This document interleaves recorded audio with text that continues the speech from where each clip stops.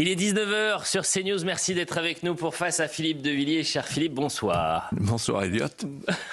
Félicitations pour votre brushing. Je suis allé chez votre coiffeur. Comment vous faites? Brushing, vous dites? Quand j'étais petit, ma mère me donnait du cosmétique. Attendez, vous dites brushing, vous? Je sais pas comment on dit. Ici, depuis quand brushing? Non, mais comment vous arrivez à faire tenir tout ça? J'utilise le vent vendéen. Non mais ça, voilà. Les stars, c'est ça les stars. Bonsoir Geoffroy. On est venu en équipe, Geoffroy Lejeune est avec nous. Alors à l'approche de Noël, beaucoup attendent évidemment que le Père Noël puisse donner les cadeaux au pied du sapin. Et puis parfois dans la liste, il y a les signatures. Regardez la pile, chaque semaine je montre, parce que chaque semaine, et là il en a pris peut-être un tiers, il demande de signer votre livre Populicide, mais pas que d'ailleurs, il y en a un autre. En fait, c'est devenu une gare de triage ici. Moi, quand je sors dans la rue, il y a des gens qui m'attendent devant avec le livre. Donnez-le à Philippe vendredi. Donc, parmi les informateurs bien informés, moi je suis content parce que c'est la première fois que je vous le demande. Hein. Mais là, ça y est, c'est le début d'une longue liste. Donc, Manuel va être content. Populicide qui a été signé. Mais en revanche, excusez-moi. Je ne sais pas si c'est une ordonnance ou un médecin ou un mot. C'est un hiéroglyphe quand vous signez Philippe de Villiers. Une écriture de médecin. Voilà, une écriture de médecin. Un peu de sourire, ça ne fait pas de mal, parce qu'on va commencer avec une actualité lourde. Et la colère agricole, Philippe de Villiers, exacerbée autour de l'abattage des 207 bovins pour un risque de contamination, puisqu'un cas de dermatose nodulaire contagieuse a été recensé sur un troupeau en Ariège. Les agriculteurs plaident pour un protocole expérimental qui viendrait à abattre les vaches contaminées et une vaccination massive. Plusieurs centaines d'agriculteurs se sont retrouvés mobilisés en Ariège avec des tensions avec les gendarmes. La Confédération paysanne appelle au blocage de toute la France. C'était il y a quelques instants, ce communiqué. Je vous propose d'écouter ces agriculteurs qui en ont ras-le-bol. Moi je pense que Madame la Ministre, maintenant il faut nous regarder, il faut nous écouter, il faut nous entendre. Parce que là maintenant, on est vraiment en détresse. Et je pense que demain, on sera tous morts à cette allure-là. On a eu la FCO, la MH qui est passée par là. On a eu des cas, on a eu des vaches vides et on a fait avec. Quoi. On a sauvé les bêtes et là il faut faire pareil, il faudra vivre avec. On n'arrivera jamais à l'éradiquer, c'est impossible. Ça me donne aucune envie de continuer. Quoi. Enfin, on dégoûte toute une génération avec ce genre d'intervention. Et Annie Genevard, la ministre de l'Agriculture, était notre invitée cet après-midi sur CNews. Je vous propose de l'écouter. Au 29 juin, on détecte pour la première fois l'apparition de la dermatose nodulaire contagieuse sur un bovin en Savoie. Immédiatement, et je rends hommage à l'éleveur et au vétérinaire, il le déclare tout de suite.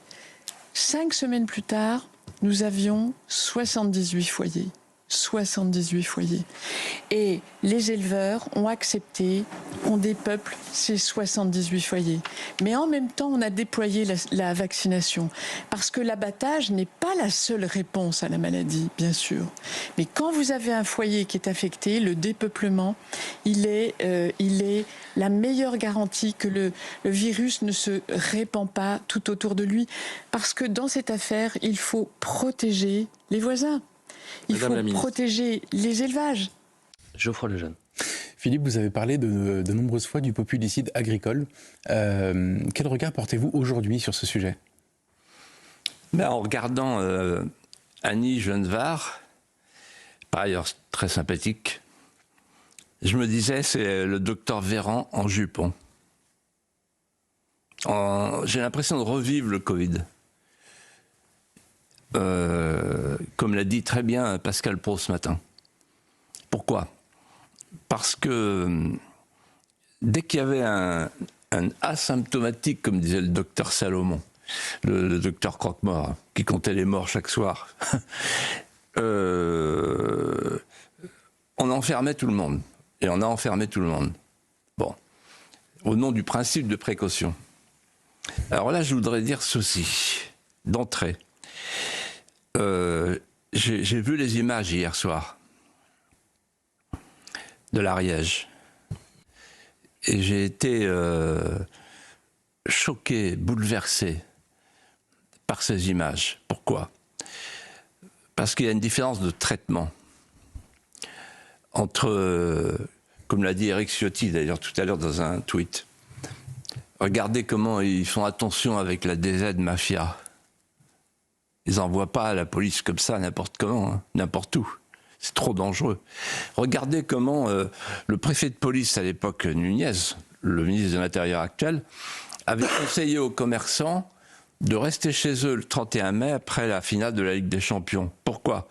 Parce qu'il leur a dit, il faut faire attention au pillage. En d'autres termes, on disait aux gens, aux braves gens, restez chez vous, parce qu'on avait décidé de laisser la rue, en l'occurrence la capitale, à tous les pilleurs, à toute la racaille qui venait se livrer à un pillage, je dirais, compensatoire sur le thème « on va se venger de tout ce qu'ils nous ont fait ».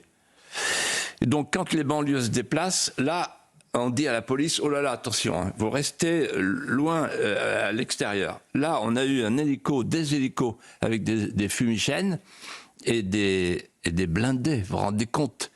Les gendarmes, les paysans, il fut un temps où ils étaient dans la même tranchée. Hein. C'est les mêmes familles. Hein. Il y en a un qui est paysan, l'autre qui est gendarme. Et c'est terrible de voir deux France face à face qui sont de la même France. Je me souviens près de chez moi, je ne sais plus où, il y avait eu une rave party, vous pouvez peut-être m'aider à me souvenir. Il y a eu une rave party, le ministre de l'Intérieur, à l'époque, l'année dernière, a mis 3 jours avant d'intervenir. C'était trop dangereux. Voilà. On avait tellement peur qu'il y ait un incident, qu'il y ait un mort. Voilà. Et donc, quand il y a des rodéos sauvages, on dit à la police, surtout, vous n'intervenez pas. Et là, on envoie des blindés qui renversent les voitures. Et tout ça, pourquoi? Tout ça, pourquoi? Pour faire accepter à un petit paysan avec ses 200 vaches, faire accepter qu'il se débarrasse de son cheptel, faire accepter qu'on euthanasie son trésor, le trésor d'une vie. Il faut rien connaître à la paysannerie, à l'agriculture, pour ne pas comprendre ce que représente l'abattage non ciblé d'un cheptel. C'est des générations et des générations d'une terre qui saigne à nouveau. Et ce que je voudrais dire, c'est la chose suivante. Pour faire un raccourci métaphorique.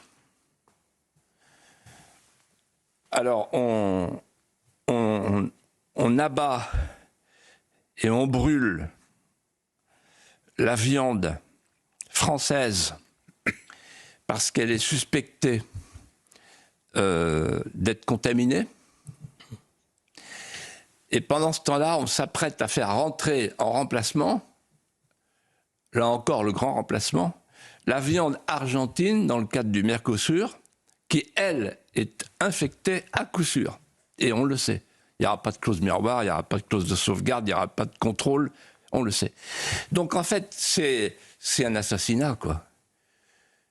Quand je dis la terre saigne, elle saigne de colère, elle saigne d'indignation, elle saigne de désespérance. Ce sont des larmes de sang qui coulent sur la terre aujourd'hui.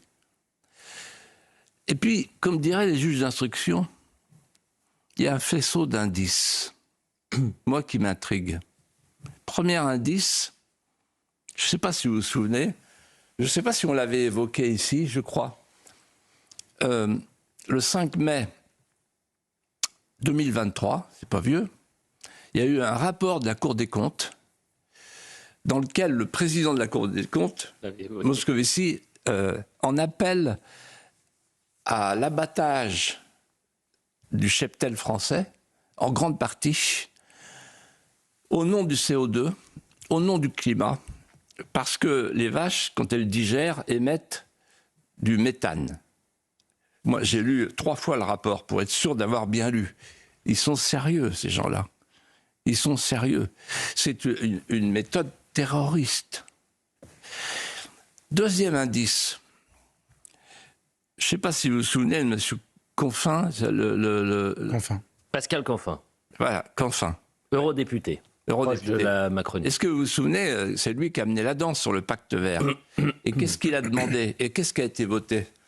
20% de terre en moins, 25% de production en moins au nom du pacte vert. C'est-à-dire pour sauver la planète, on dit aux paysans, là encore, il faut, et lui il a dit, 20 ou 30% de cheptel en moins. En fait, la fin du cheptel français. Et pendant ce temps-là, on avait le ministre de l'économie, l'inénarrable ministre de la Défense, qui est resté 24 heures, ministre de la Défense, le fameux ministre de la transition érotique, Bruno Le Maire, qui dit ah mais moi je préfère la viande de synthèse. Vous voyez, donc petit à petit, on explique aux gens, quand je dis faisceau d'indices, là on est sur un indice fort que ah non, la viande c'est plus ça, quoi.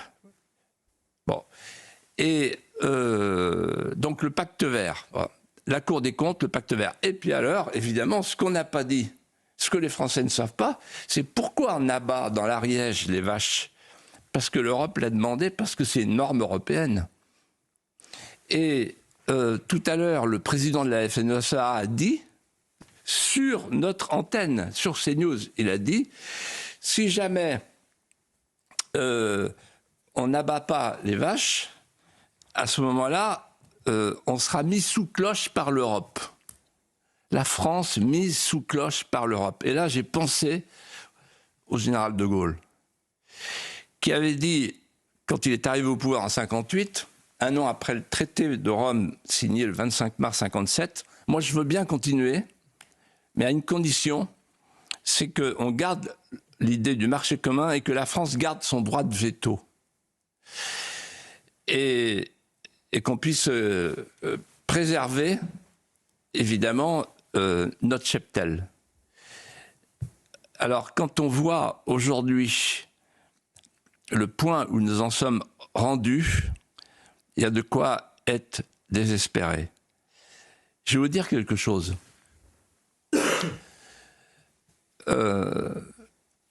Sur la situation de l'agriculture française. Depuis 40 ans, j'entends les ministres successifs et les syndicalistes du syndicat majoritaire dire la même chose. Il faut vous adapter. Sous-entendu, ça veut dire qu'il faut crever. Bon. Alors on dit il faut vous adapter, on va s'adapter, on s'adapte, allez, on se modernise, on s'adapte. Voilà. Et qu'est-ce que ça donne dans les chiffres? La France, pour la première fois dans son histoire, elle a un déficit agroalimentaire. Un poulet sur deux est importé. 60% de nos légumes, 40% de nos, etc., etc., de nos fruits, etc. Il y a plus fort que ça. En 2010, savez-vous combien il y avait de paysans en France? Il y en avait 960 000 répertoriés. Aujourd'hui, en 2025, il y en a 440 000. Vous calculez, c'est la moitié. Et pendant ce temps-là, il y avait combien de fonctionnaires en 2010? Fonctionnaires au ministère de l'Agriculture? 15 000. Et aujourd'hui, il y a combien de fonctionnaires au ministère de l'Agriculture? 30 000. Tout ça parce qu'il faut appliquer les normes, transposer les normes de Bruxelles, c'est-à-dire une énorme machine qui nous détruit à petit feu. Voilà. Et vous savez, je pense à une phrase de Michel Audiard qu'il a mis dans la bouche de Jean Gabin dans Le Président. On est gouverné par des lascars qui fixent le prix de la betterave et qui sont incapables de faire pousser des radis. Philippe, on poursuit justement sur cette colère agricole avec des États européens qui doivent se prononcer la semaine prochaine sur le traité commercial du Mercosur. Selon la porte-parole du gouvernement Maud Brejon, le président de la République a réitéré les demandes françaises, à savoir la clause de sauvegarde, les mesures miroirs et le renforcement des contrôles. Pensez-vous que la France puisse retourner la situation, vous l'avez abordé brièvement, ou est-ce trop tard? Alors, mon pronostic, c'est que c'est trop tard. Aujourd'hui, vous savez, la France demande qu'il y ait un organisme de contrôle, il n'obtiendra jamais, qu'il y ait des clauses de sauvegarde, qu'il y ait des clauses miroirs, etc. Enfin, c'est la roupie de Sansonnet. Alors, sur le Mercosur, moi, je voudrais dire ceci. D'abord, c'est un accord incohérent. Il est incohérent pour la France, pas pour l'Allemagne. qui a des voitures à vendre. Il est incohérent pour la France parce qu'on demande à nos paysans de faire des efforts considérables au point d'abattre leurs vaches. On leur demande de faire des efforts considérables alors que dans le même temps, en matière de sécurité sanitaire, s'entend. Alors que dans le même temps, la viande argentine, elle, n'est soumise à aucune règle. Viande aux hormones, la volaille, les activateurs de croissance, le maïs, les substances chimiques, aucune traçabilité, ils en sont incapables. Donc voilà une incohérence totale. On ne peut pas demander à nos paysans, à nous, ce qu'on ne peut pas demander aux autres, à ceux qui vont nous envahir. Bon. Petite parenthèse, juste avant d'arriver à CNews, j'ai découvert qu'il y avait une exigence européenne pour l'année prochaine, 2027, faire entrer l'Ukraine dans l'Union européenne. Alors là, c'est la totale. Là. Il ne manquait plus que ça. Ouais. C'est-à-dire qu'en fait, on se sert de nos paysans comme une monnaie d'échange, tant qu'il y a du liquide. Deuxièmement, c'est un accord, le Mercosur, c'est un accord déséquilibré. Je vais vous donner un exemple. Une ferme française, en moyenne, est de 69 hectares. Une ferme au Mato Grosso, j'ai regardé, 500 000 hectares. Donc, il y a un ami, un paysan, il s'appelle Nicolas, je le salue d'ailleurs, il m'a envoyé un message tout à l'heure pour me dire nous, on vend le kilo à 2 euros... comment dirais-je, l'argentin, ça lui revient à 2,5 euros, alors que nous, il faut qu'on fasse au moins 6 euros pour commencer à gagner de l'argent. Donc c'est pas jouable. Pourquoi? Parce qu'il y a un déséquilibre complet des prix de revient, évidemment. Parce que c'est pas du tout, nous on n'a pas les latifundia de l'Argentine ou du Brésil. Et puis, il y a autre chose. C'est qu'en fait, Madame von der Leyen, elle est allemande. C'est la Commission qui négocie. Et la Commission, elle a négocié pour l'Allemagne. Et l'Allemagne, elle a la chimie, elle a l'industrie automobile, etc. Et donc, pour l'Allemagne, peut-être que le Mercosur, c'est rentable. Mais certainement pas pour la France. Là, on est devant un cas de figure extraordinaire qui nous invite à réfléchir. Je ne sais pas si vous vous souvenez pas, vous étiez trop jeune, la chaise vide. Un jour, le général de Gaulle dit à son ministre de l'Agriculture, vous ne siégez plus à Bruxelles. Pourquoi? Parce qu'il y avait une mesure agricole qui était prise contre nous, je ne sais plus laquelle, et donc, à l'époque, il y avait le droit de veto, qui était encore dans le traité de Rome. Le droit de veto, c'est-à-dire qu'un pays qui considérait qu'il y avait un intérêt vital, en l'occurrence l'agriculture, il pouvait lever la main et dire non, je vote pas.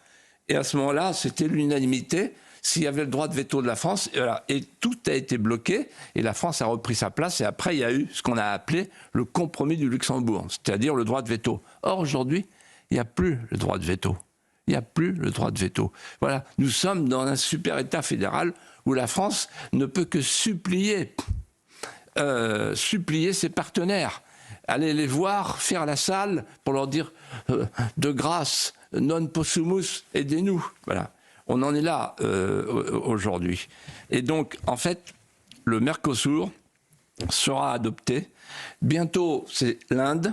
Et donc, ça veut dire qu'il y a un nouveau modèle. Tout à l'heure, le président de la FNSEA a posé une question juste. Il a dit, nous, on veut savoir quelle est la vision française de l'agriculture. Ça, c'est une vraie question, la question politique. Quelle vision avez-vous de l'agriculture française? Est-ce qu'on a la vision d'un pays souverain? Alors, dans ce cas-là, il faut protéger nos agriculteurs avec des droits de douane et imposer un label viande française, par exemple.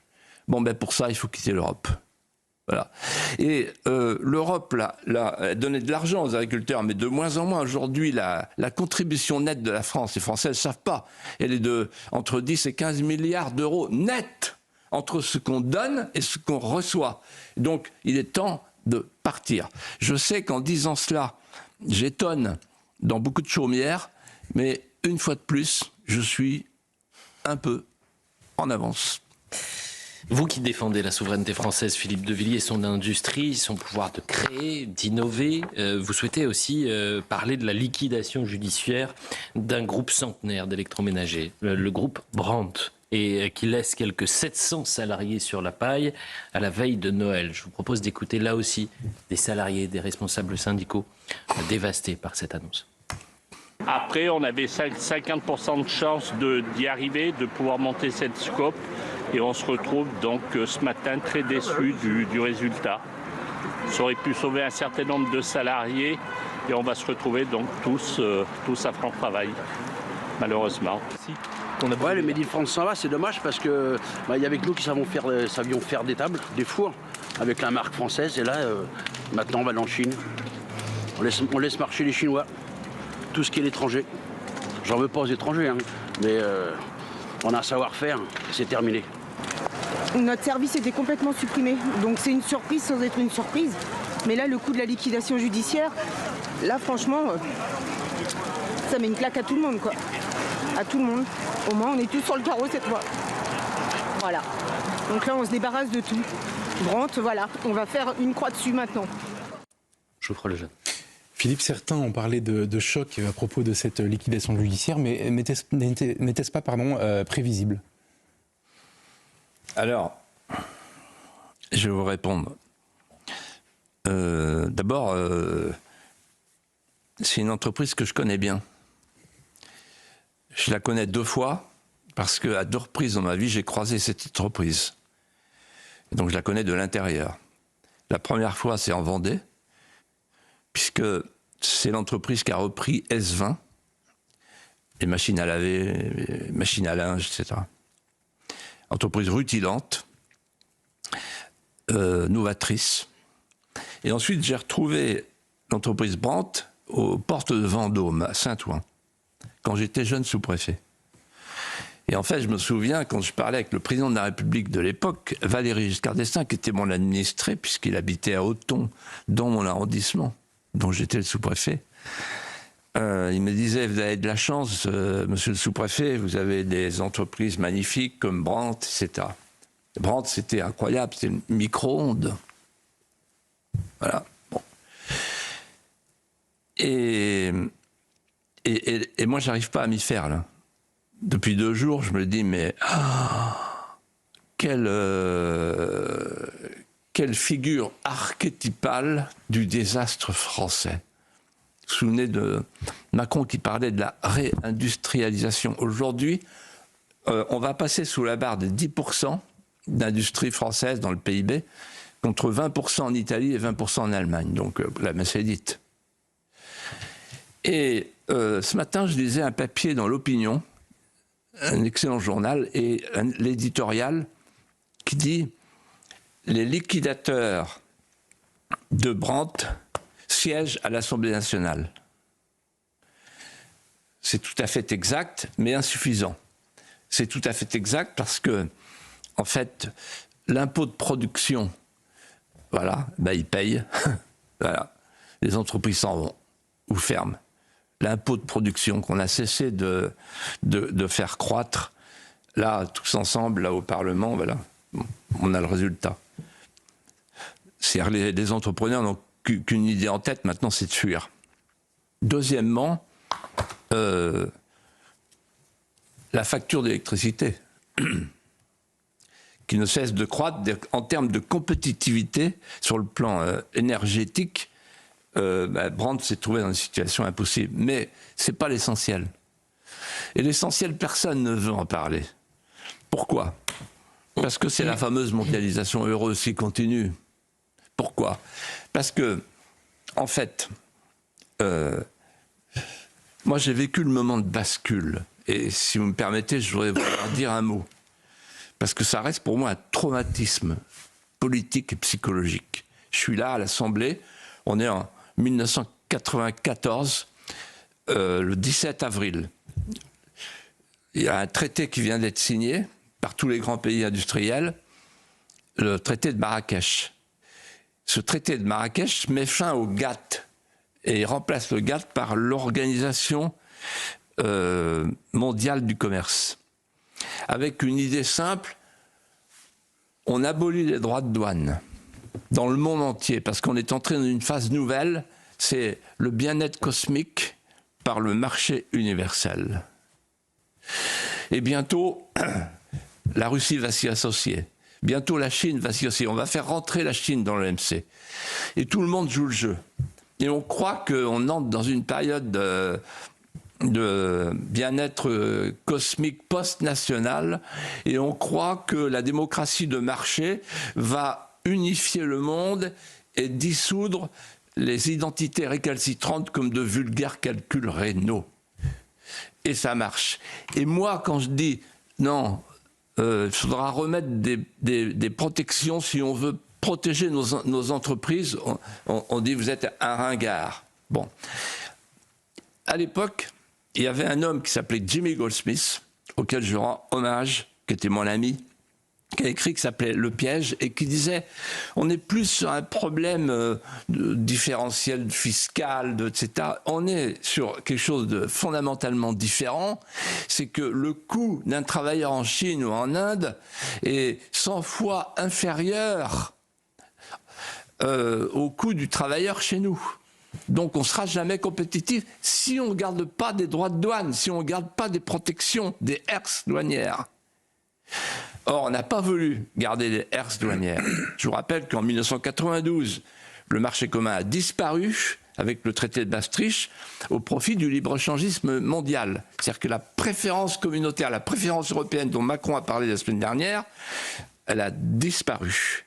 Et donc, quand vous êtes sur un marché mondial, il faut aller chercher le moins cher de tous les travailleurs pour pouvoir l'exploiter plus facilement. C'est ça qui s'est passé. C'est la fameuse phrase de Jimmy Goldsmith que je reprends, que j'ai déjà prononcée ici. La mondialisation, c'est un système dans lequel le pauvre des pays riches subventionne les riches des pays pauvres. C'est-à-dire on va produire là où c'est le moins cher, là où on peut exploiter les gens, et on revient vendre là où il y a encore du pouvoir d'achat. Et en 1994, on a changé de paradigme. La France a changé de paradigme. C'est-à-dire qu'au lieu d'avoir un pays de producteurs, de paysans producteurs, d'industriels producteurs, on est devenu un pays de consommateurs. On a fait le choix de la consommation comme moteur de la croissance à la place de la production. Et donc ça a donné le surendettement, ça a donné la désertification, la désindustrialisation, la métropolisation. Et on n'en est jamais sorti. Ça a fait le bonheur des grandes surfaces qui ont fait un binôme à succès avec l'importation systématique.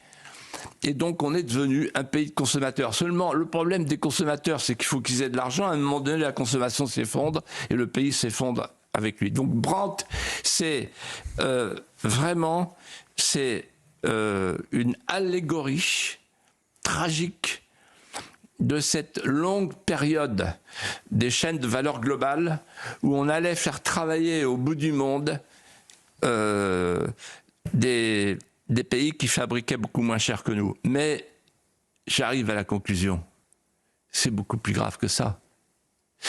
Parce qu'à l'époque, à l'Assemblée, on était deux, j'ai regardé les votes, il y avait mon ami Joël Sarlot et moi, on avait voté contre l'OMC. Et on entendait Balladur et les autres, tous droite-gauche confondus, qui disaient faut plus croire Jean Fourastier, l'économiste, qui dit une économie équilibrée, c'est une économie, il y a un secteur primaire, un secteur secondaire, un secteur tertiaire. Non, nous, on va perdre notre secteur primaire, l'agriculture, la pêche, mais c'est pas grave. On va perdre notre secteur secondaire, mais c'est pas grave. Et parce qu'on va gagner avec le tertiaire et le quaternaire. Mais de toute façon, c'est pas demain la veille, Philippe, que les Chinois, les Indiens vont fabriquer des microprocesseurs, vont fabriquer des produits sophistiqués. Il faut leur laisser le textile et la chaussure. C'est très bien comme ça va les développer. On pourra ensuite dialoguer avec eux. Le problème, c'est que les Chinois, qu'est-ce qu'ils ont fait? Ils ont fait des joint ventures avec nous pour nous piquer nos technologies. Ils sont venus avec des appareils photo avec le sourire chinois. Ils ont piqué nos technologies et maintenant, qu'est-ce qu'ils font? Ils reviennent chez nous et ils sont en train d'aspirer notre industrie automobile et notre industrie tout court, tout ce qui concerne l'innovation. Aujourd'hui, le climat, ce sont nos fournisseurs climatiques, photovoltaïques, panneaux solaires et éoliennes. Bravo l'artiste, bravo les politiciens français, vous êtes des criminels. Vous parlez de la Chine, justement. Dans le même temps, Emmanuel Macron, Philippe de Villiers était en... Vous devriez modérer. J'étais Voilà, vous étiez parti pour. Je vais... Vous vous auto... Oh là là là ah là. non, mais attendez. C'est, franchement, là, il faut marquer ce moment. C'est historique, puisque Philippe de Villiers s'est auto-modéré. Oui. Donc, c'est la société de demain de l'autosurveillance. Vous êtes la première victime de ce que vous avez imaginé. Oui. L'autosurveillance. Vous voyez, j'ai besoin de rien faire dans cette émission. Je lance quelques questions et puis après je vous écoute et vous vous auto-modérez. Philippe, justement, Emmanuel Macron était en visite en Chine, la 4e d'État depuis 2017, et à son retour, le président Emmanuel Macron a menacé la Chine de droits de douane si Pékin ne prenait pas de mesures pour réduire ce déficit commercial. Le déficit commercial de la France vis-à-vis de la Chine est de plus de 45 milliards en 2024. Les résultats de ce voyage ont été controversés. Quel bilan faites-vous de cette visite d'État? Rapidement. Rapidement. Rapidement comme un homme qui court. Voilà. Pour faire des selfies. Une image extraordinaire. Vous avez vu? Oui. Le Young Global Leader qui court avec les flics chinois derrière lui, qui n'arrivent pas à suivre. Et il court pourquoi? Pour aller chercher un bain de foule. Et je me suis dit, mais au fond, est-ce qu'il n'est pas en train de... Parce que c'est un homme très intelligent, donc il a un coup d'avance. Je me suis dit, si ça se trouve, il va se présenter en Chine. Parce que quand il a vu cette foule, comme il aime la popularité, après avoir fait Ouest France... sur le label, il se dit peut-être qu'en Chine je vais trouver mon bonheur. Voilà. Alors maintenant je vais répondre à votre question. C'est un échec diplomatique assez redoutable. D'abord parce que les deux questions posées n'ont pas eu de réponse. Emmanuel Macron voulait obtenir que la Chine fasse un geste pour dire oui, on va vous aider à faire la paix en Ukraine. Et là, sourire chinois de Xi Jinping, t'as qu'à croire bonhomme. Ensuite, deuxième question, c'était la question du déficit dont vous venez de parler, 46 milliards et 300 milliards pour l'Europe. Et là, la Chine, sourire chinois. Ensuite, il devait y avoir un grand contrat avec 500 avions Airbus, chou blanc, chou jaune. Ensuite, rien quoi. Ah si, promesse d'étudier l'histoire des technologies nouvelles, c'est-à-dire que Macron a dit, est-ce que vous pourriez venir avec vos technologies chinoises dans des entreprises françaises? C'est les joint ventures à l'envers. Grand retournement de situation. Et là, en fait, en voyant ce voyage, j'ai pensé à un moment de ma vie que je voudrais évoquer, même si vous m'avez demandé d'être très rapide. Donc très rapidement. C'est le moment suivant. J'étais à Sciences Po, mon grand oral de fin de Sciences Po, le diplôme. En face de moi, j'ai M. Benoît de Saint-Marc, le secrétaire général de l'Élysée. Donc je suis très impressionné. Et la question que je tire sur un papier, c'est quand la Chine s'éveillera-t-elle? Et en fait, c'est à partir du livre qui est sorti, un best-seller d'Alain Perfit, Quand la Chine s'éveillera. Plus tard, Alain Perfit me dira, j'ai en fait piqué la phrase à Napoléon, c'était « Laissez dormir la Chine, quand elle s'éveillera, le monde tremblera ». Et là, en fait, j'ai évoqué un moment incroyable pour la France et pour le monde entier, c'est quand De Gaulle décide de renouer avec la Chine et de revenir sur la rupture des relations diplomatiques. Et 1964. Et à ce moment-là, quelle est la différence avec aujourd'hui? On est dans une inversion du rapport de force, c'est hallucinant. En 1964, la France est une grande puissance mondiale. Tous les pays non alignés se tournent vers elle pour ne pas dépendre des États-Unis ou de l'Union soviétique. depuis le traité de Bandung en 1955. Et pendant ce temps-là, la Chine est une petite puissance régionale asiatique qui est en proie, qui est encerclée par des rondes suspicieuses. Voilà. Aujourd'hui, la France est devenue le ventre mou d'une Europe, ventre mou du monde. Et la Chine, elle, est devenue co-leader avec la Russie des BRICS, c'est-à-dire du Sud global. Voilà. Alors, vous avez évoqué, je crois, dans votre question, les droits de douane. Donc Macron dit, oui, il faut peut-être réfléchir à des droits de douane. Mais il oublie une chose, dont les Français se souviennent, c'est que le 5 mai 2024, on l'avait évoqué ici, il y a une réunion à l'Élysée. Il y a le président de la Chine qui est là, Xi Jinping. Ils sont 3, en fait, pour discuter commerce. Et quelle est la troisième personne? C'est Madame von der Leyen, parce que la France sait qu'elle ne peut rien faire pour son équilibre commercial sans la présence de von der Leyen, vu qu'on a transféré, depuis 1992, de la compétence commerciale à l'Europe. Donc, il ment, M. Macron, quand il nous parle des droits de douane. Il sait qu'il est impuissant. Il faut simplement supplier Mme von der Leyen et la Commission de Bruxelles de revoir la question des droits de douane. Mais il ne peut pas dire aux Français, attendez, on va voir, vous allez voir ce que vous allez voir, les Chinois, ils vont voir... Non, c'est pas sérieux. C'est pas sérieux. Ah, alors, quand même, il y a... parfois, je m'emporte. Et rarement. Après, c'est si rare, c'est si rare. Après, je regrette dans l'ascenseur. Oui. Ça ne dure pas longtemps. Ah oui. Attendez. Et là, je ne voudrais pas terminer sur une note trop négative. Parce qu'il y a quand même un succès. Les pandas. C'est quand même... j'ai dit qu'il n'avait rien obtenu. Si, 2 pandas. Un mâle et une femelle. Bon. Et c'est important pour le couple présidentiel qui est très attaché aux pandas et à mes amis du zoo de Beauval. Et simplement, ce que je constate, c'est que le couple présidentiel est très attentif, ça j'en ai été le témoin, de la reproduction des pandas, beaucoup plus attentif à la reproduction des pandas qu'à la natalité française, beaucoup plus attentif aux pandas qu'aux Gaulois réfractaires. Philippe de Villiers, tout autre sujet.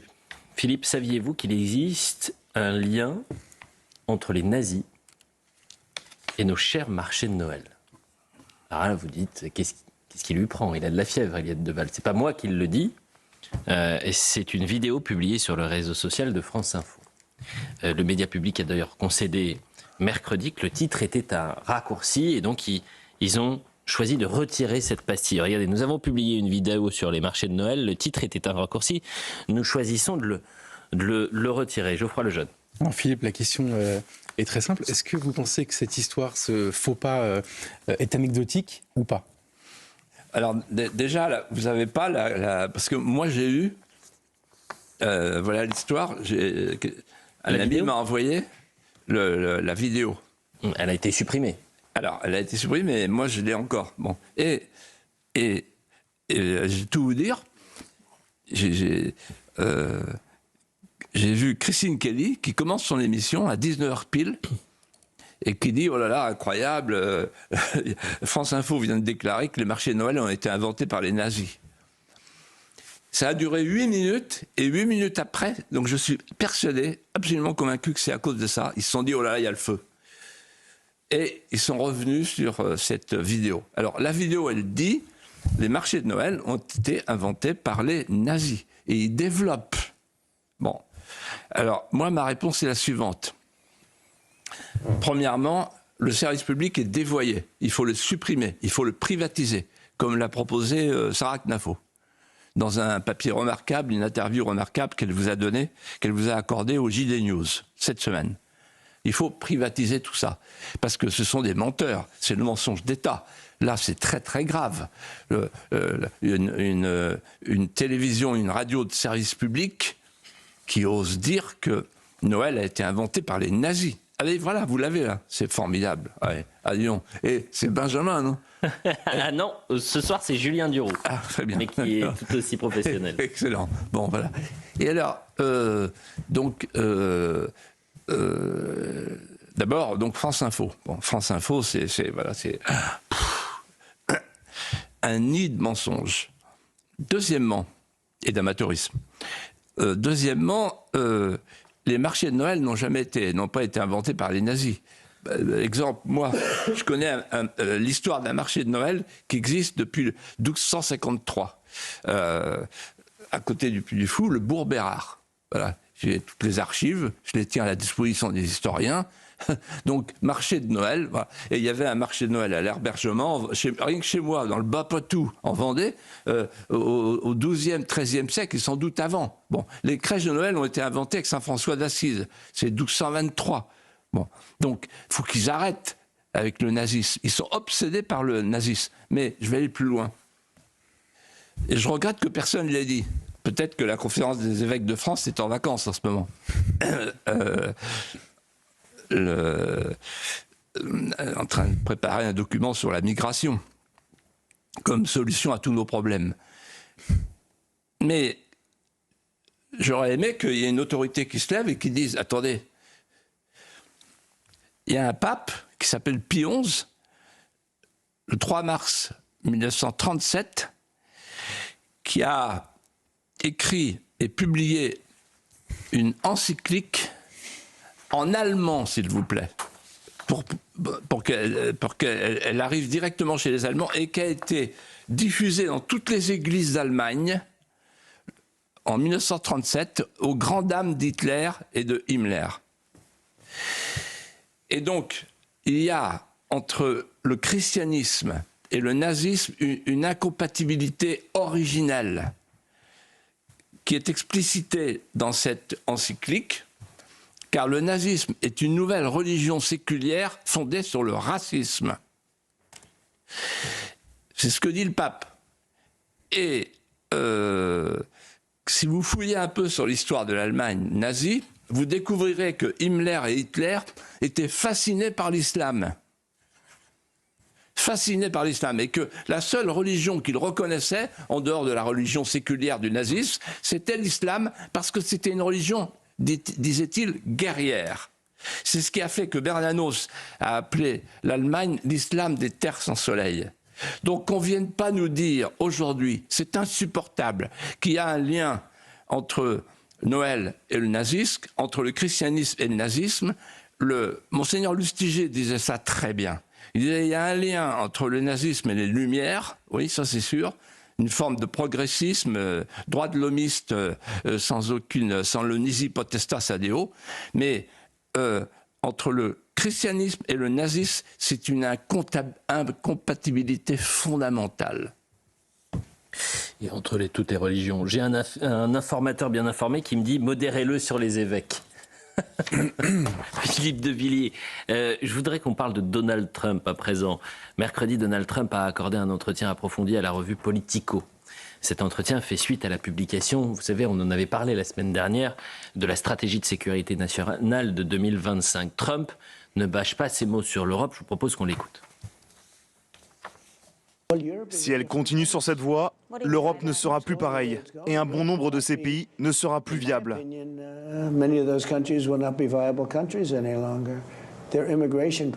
Leur politique migratoire est un désastre. Ce qu'ils font en matière d'immigration est un désastre. Nous aurions pu connaître le même désastre ici, mais j'ai réussi à tout stopper. Si vous regardez Paris, c'est un endroit bien différent. J'adore Paris. Mais ce n'est plus le Paris que j'ai connu. La plupart des nations européennes se délabrent. Elles se délabrent. Je pense qu'ils sont faibles. Et je pense qu'ils veulent tellement être politiquement corrects qu'ils ne savent pas quoi faire. Ils veulent tellement être politiquement corrects que ça les affaiblit.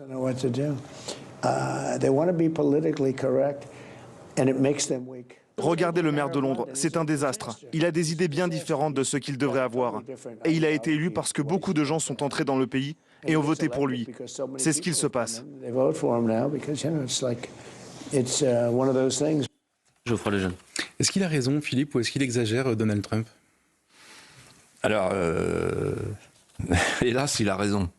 Je voudrais bien qu'il ait tort, parce que c'est assez déplaisant de voir un président extérieur à la France, surtout un Américain, nous donner des leçons. Mais c'est ainsi. Peut-être ça peut faire avancer le schmilblick.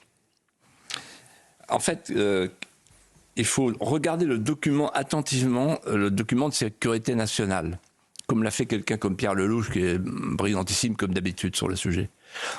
En fait, il y a 2 novations dans ce document qui vont peser sur l'avenir du monde. C'est un turning point.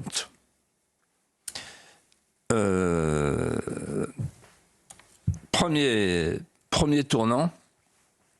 Ah, vous vous marrez parce que vous dites qu'il est polyglotte, voilà. Je n'avais jamais oublié, mais parce que vous parlez toutes les langues, bien évidemment. Anglais, LV1, comme on dit. Il y a des fois, je cherche mes mots en français. Ah ouais. Bah, reprenez-les en anglais. Alors là, le turning point. Donc voilà, le turning point. Le premier, c'est en fait, l'Amérique rentre chez elle. C'est très important. Et il appelle ça lui-même le corollaire de la doctrine Monroe. La doctrine Monroe, elle est née le 2 mars 1823, avec le président Monroe qui a dit « Vous les Européens, restez chez vous, ne venez pas chez nous et on n'ira pas chez vous ».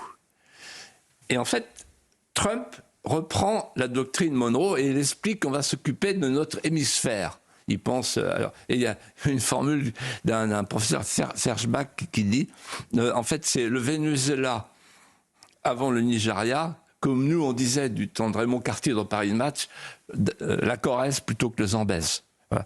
Donc en fait, il se retire, il veut se retirer. Il veut faire la paix en Ukraine, ensuite il veut se retirer. Pourquoi ? Parce qu'il est pris dans le piège de Thucydide avec la Chine. Et c'est ça vraiment qui l'intéresse. On comprend l'Amérique, elle se tourne maintenant vers la Chine. Deuxièmement, l'Alliance Atlantique est morte. Elle ne le sait pas encore, mais elle est morte. D'ailleurs, la preuve, lors de la dernière réunion de l'Alliance Atlantique, là, le secrétaire d'État américain n'était pas présent. C'est inouï dans l'histoire de l'OTAN. Voilà. Alors, elle est morte pourquoi ? Il l'a expliqué, très bien, Trump. Il dit parce qu'il y a un effacement de l'Europe et qui va finalement nous poser un problème. Pourquoi ? Donc, effacement économique, l'Europe pesait 25% du PIB mondial, maintenant elle n'en pèse plus que 14%, et c'est pas fini, c'est que le début de la fin. Ensuite, effacement civilisationnel, avec la fin des souverainetés qui fait que les libertés fondamentales ne sont plus garanties, liberté d'opinion, liberté de conscience, liberté de pensée, et elles sont maintenant devenues incompatibles avec le premier amendement, notamment la liberté de parole, et donc les 2 régimes ne sont plus les mêmes, ce ne sont plus des démocraties libérales, ce sont des démocraties autoritaires qui versent dans l'autoritarisme, pas nous. Premier amendement. Et deuxièmement, et surtout, écoutez bien ce que je vais vous dire, c'est fondamental. C'est que c'est l'effacement civilisationnel. Qu'est-ce que ça veut dire ? Ça veut dire la fin de l'identité de l'Europe. Ça veut dire qu'en fait, l'Europe va être submergée démographiquement, c'est ce que dit Trump. Et l'Europe ne sait plus où elle est. On est loin de Paul Valéry qui disait « J'appelle européenne toute terre romanisée, christianisée, soumise à la discipline, à l'esprit des Grecs ». C'est fini. L'Europe ne croit plus en elle-même, elle ne sait plus qui elle est. Mais surtout, une fois qu'elle va être submergée démographiquement par l'Afrique et par l'islam, à ce moment-là, il y a des pays membres, je cite le document, il y a des pays membres qui vont être en majorité non européens et donc qui ne se retrouveront plus dans la charte atlantique et avec le projet stratégique transatlantique auquel réfléchit l'Amérique. Et comme la charte atlantique, et comme l'OTAN, et comme l'Europe est la vassale de l'Amérique, alors l'Amérique préfère ne plus avoir de vassal. Elle aura toujours des consommables, toujours des gens qui achèteront ses armes, de toute façon, les pays européens autres que la France. Et quand j'ai entendu là, Mark Rutte hier, je me suis dit, je vois bien ce qu'ils sont en train de faire. En fait, ils sont en train de se dire, bon, l'Amérique va s'en aller. Nous, il faut qu'on fasse l'Europe fédérale, un État avec une défense commune, avec un marché unique de la défense. C'est ça leur idée, c'est faire un marché unique de la défense sans la France. En tout cas, la France, en faisant en sorte que la France se plie à ce marché unique de la défense pour fédéraliser l'Europe. Et ils ont besoin de la guerre pour fédéraliser l'Europe. C'est la stratégie bismarckienne. C'est ça qu'on a sous les yeux sans le voir. Philippe de Villiers, vous avez dans Mémoricide, votre précédent ouvrage, une boussole, tout est perdu, tout est sauf. Et on a commencé cette émission par la crise agricole avec non pas une simple sensation, non pas un sentiment, mais des faits, de voir une agriculture française, une paysannerie au plus bas, les genoux à terre. Et vous souhaitiez adresser un message aux paysans de France. Quel est votre message, Philippe? Mon message, il est simple, il tient en un mot. Ne lâchez pas la terre. Parce que vous êtes la France. Vous êtes les derniers Français. Et vous êtes les premiers Français. Sans vous, la France n'est plus la France. Pas de pays sans paysans. Vous êtes les premiers enracinés. C'est vous qui nous montrez tous les jours où est la source d'eau vive. En fait, j'ai souvent pensé, en paraphrasant Peggy, qui dit « les crises de l'enseignement ne sont pas des crises de l'enseignement, ce sont des crises de vie ». On peut transposer. Les crises agricoles ne sont pas des crises agricoles, ce sont des crises de vie. Ce sont des crises de civilisation. Pourquoi? Parce que c'est la population agricole qui est la quintessence du peuple historique.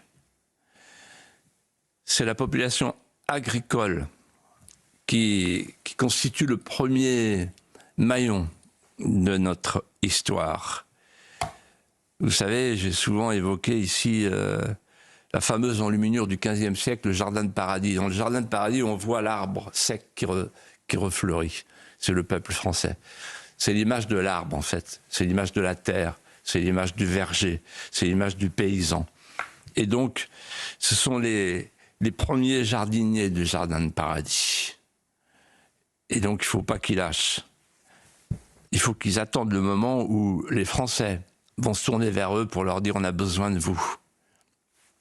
C'est terrible ce que nous avons fait. Comme un enfant déchire une rose, nous avons déchiré les tissus vivants. Nous avons oublié qu'il y a une continuité vitale entre la nature et l'homme, le paysan, qui ressent en lui-même des frémissements invisibles, inaccessibles, dont qu'il est le seul à percevoir. Cette continuité, c'est l'unité du vivant. C'est l'unité vitale. C'est l'unité du vivant qui fait un pays comme la France. Nous avons oublié, nous n'avons pas compris que tous les peuples qui ont disparu sont morts parce qu'ils se sont vidés d'eux-mêmes. Ils ont cessé de croire à l'être intérieur. Ils ont succombé à la dénutrition de l'être intérieur. Et il y a un pacte multiséculaire entre le paysan et la terre de France. Il ne faut pas briser le pacte nuptial entre la France et la terre. Il nous reste quelques minutes, Philippe de Villiers, pour poursuivre le message que vous adressez aux paysans français, vous qui êtes un homme au plus près de votre terre vendéenne. Vous avez un souvenir d'enfance, peut-être avec un paysan vendéen? J'en ai plein. Je vous en ai demandé un. Mais par rapport à Noël, là, je repensais ce matin à quelque chose qui m'avait bouleversé. Je me souviens d'un paysan, je ne dirais pas lequel, mais un voisin, qui avait été acheter des oranges au marché pour mettre dans les 4 sabots de ses 4 enfants.